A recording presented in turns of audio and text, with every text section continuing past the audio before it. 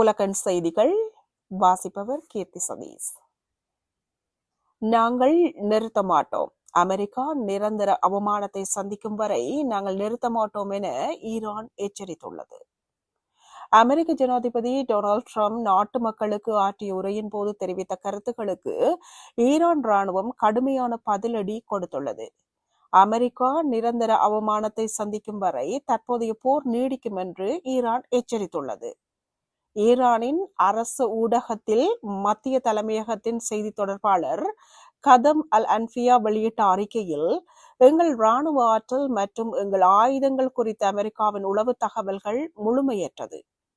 எங்களின் உண்மையான ஆற்றலை பற்றி உங்களுக்கு எதுவும் தெரியாது.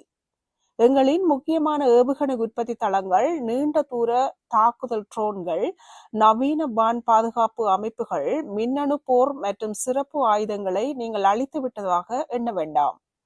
அத்தகைய அனுமானங்கள் நீங்கள் சிக்கியுள்ள சகதியை மேலும் ஆழமாக்கும். நீங்கள் தாக்கியதாக நினைக்கும் எங்கள் தளங்கள் முக்கியமற்றவை.